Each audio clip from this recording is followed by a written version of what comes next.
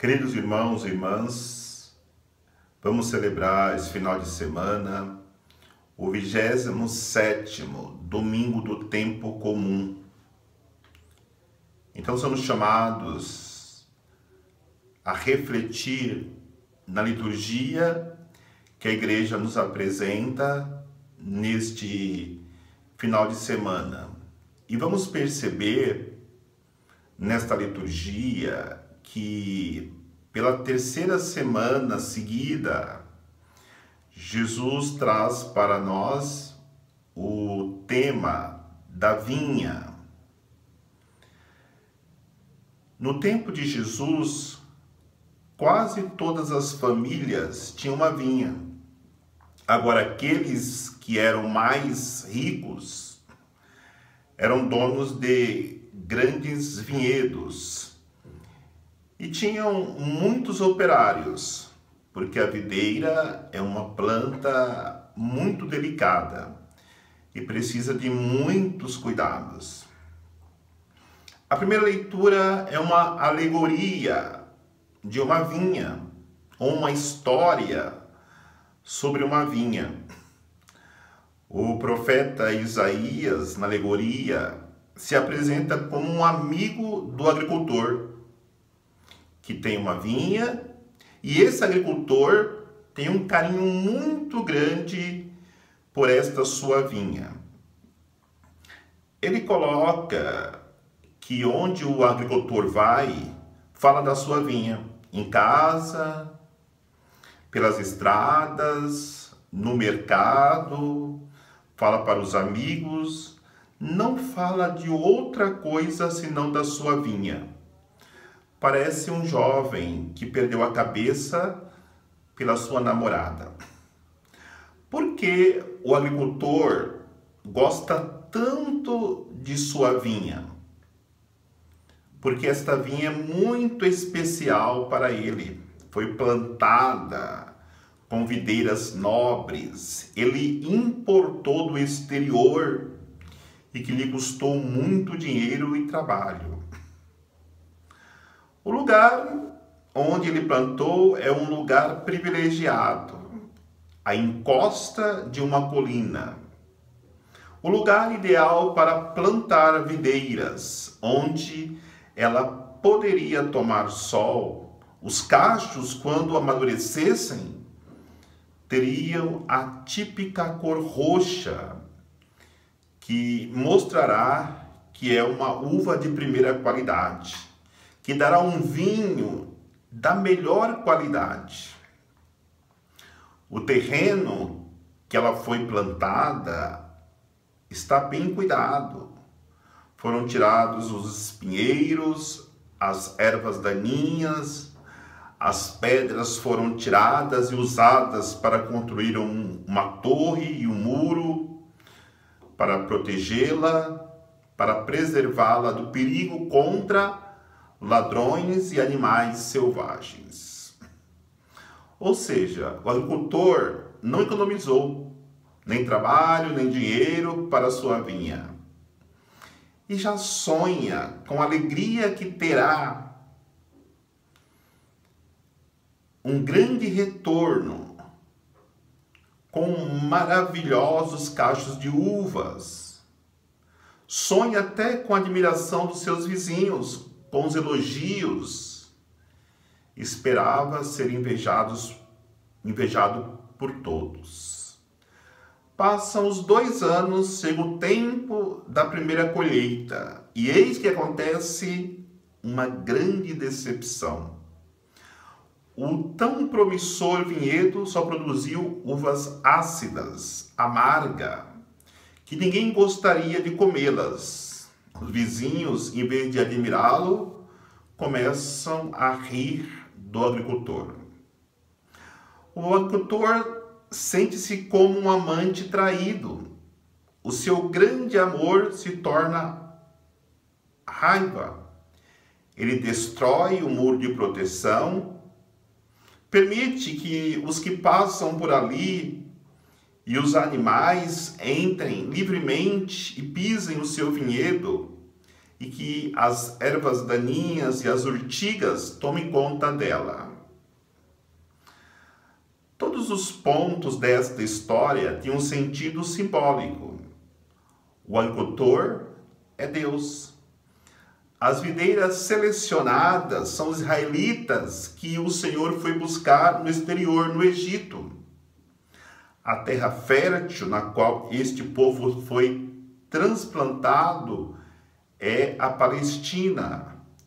As pedras que se encontravam no campo, que foram removidas, eram os povos inimigos que ocupavam a Palestina antes da chegada deles. A torre de proteção é Davi, o grande rei Davi.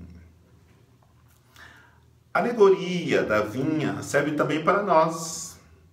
Para nós, no dia de hoje, somos esta vinha que Deus foi buscar no exterior, longe da pátria, cativos no pecado.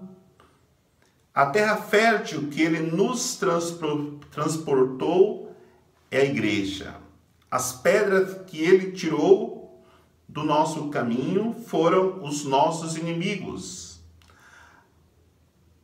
A torre que Ele levantou é Jesus Cristo. E qual o tipo de uva que estamos produzindo? Os frutos doces de boa qualidade são as boas obras que Deus esperava encontrar no seu povo. A fidelidade, a aliança, a justiça para com os irmãos, o amor ao pobre, e ao invés que ele recolheu pecados, infidelidade, exploração, mentiras, ódio, derramamento de sangue, uma prática religiosa com cerimônias, ritos e cultos que não levam à mudança de vida. Só coisas externas que não atingem o coração, ou seja, de fato, colheu somente uvas amargas, azedas e ásperas. Há pessoas que têm convicção de terem uma fé muito sólida. O que elas produzem, porém, tem somente a aparência das obras de fé. Se forem examinadas atentamente, descobre-se que não é outra coisa que não ritualismo, exterioridade, espetáculo. Na alegoria da vinha encontramos duas atitudes contrárias. Deus com um gesto de amor e fidelidade, e o povo responde com ritos vazios, com manifestações religiosas supérfluas ou superficiais. Não se poderá dizer que os israelitas não fossem religiosos, pois frequentavam o templo, ofereciam sacrifícios, cânticos sagrados, recitavam orações, mas tudo de boca para fora, ou porque tinham medo de Deus e que pudessem também não estar agradando a Ele, a Deus. Por isso fazia tudo somente de boca e não de coração. Por essas atitudes vieram os inimigos babilônicos, assírios, destruíram a vinha do Senhor e levaram para o cativeiro como escravos. Os campos abandonados e a própria cidade de Jerusalém foram invadidas pelo mato e pelos animais selvagens. Será que as nossas comunidades de hoje, ou até as nossas famílias, ou cada um individualmente, não nos encontramos na mesma situação? No Evangelho, Jesus fez uma comparação semelhante da que fez Isaías na primeira leitura.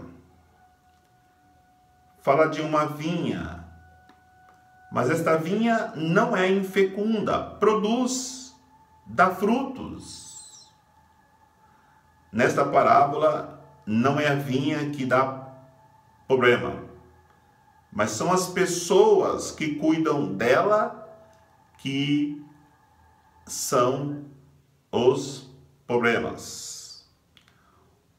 Um senhor planta uma vinha, cerca com uma sebe, escava um lagar, constrói uma torre e confia a alguns vinhateiros e parte.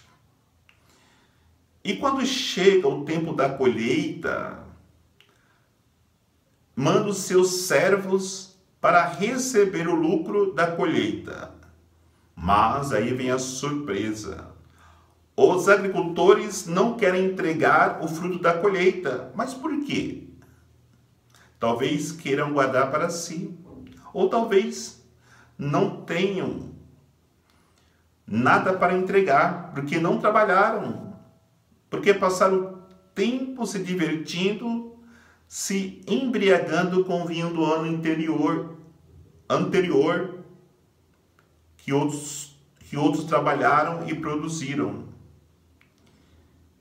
E por não quererem dar o que produziu, ou por não ter nada para entregar, porque não trabalharam, acabam matando os primeiros que foram enviados. O Senhor tenta pela segunda vez enviar outros servos em maior número. Mas o resultado é o mesmo. E por fim, envia o seu próprio filho. Os trabalhadores da vinha também os expulsa e mata. E passam a se considerarem os donos da vinha. E assim como na primeira leitura, todos os pormenores têm uma explicação simbólica, o Evangelho também traz essa explicação. O dono é o Senhor, que demonstrou um grande amor pela sua vinha. A vinha é o povo de Deus. Os trabalhadores são os chefes do povo, políticos, os chefes religiosos, porque eles deveriam se esforçar para cuidar do povo, para que o povo produzisse bons frutos. E aí temos duas hipóteses. Ou o povo produziu e os chefes roubaram para eles a produção do povo, ou eles não trabalharam, não assumiram o trabalho que o dono da vinha lhes confiou. E agora não tem nada para apresentar ao dono da vinha, que veio buscar o fruto do trabalho do homem. Em que consiste esses frutos que o Senhor da vinha veio buscar? Os mesmos da primeira leitura. As obras de amor ao próximo e a justiça para os que são mais fracos. A decisão do patrão é de entregar a vinha para outros trabalhadores. Ou seja, aquilo que era privilégio dos judeus, Deus passou para os pagãos. Nós corremos hoje o mesmo risco. Se não formos fiéis no nosso trabalho, na vinha do Senhor, de sermos também arrancados, expulsos da vinha, como foram os judeus, por causa da falta de fé e da infidelidade. Cada um de nós devemos nos considerar-se operários da vinha. De nós são exigidos os frutos. Precisamos produzir frutos. Isto é exigido de cada um de nós. E quais são os frutos que produzem hoje as nossas comunidades? respondamos com sinceridade. Produza infelicidade ou liturgias vazias que não tocam em ninguém. Precisamos pensar seriamente nisto, porque o Senhor da vinha vai pedir conta para cada operário que ele colocou na sua vinha para que produzisse fruto.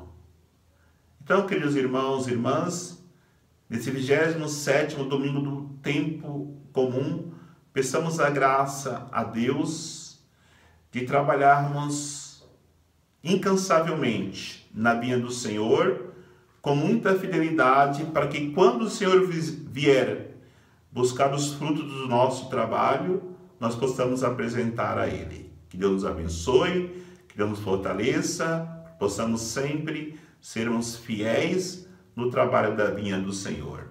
Em nome do Pai, do Filho e do Espírito Santo. Amém.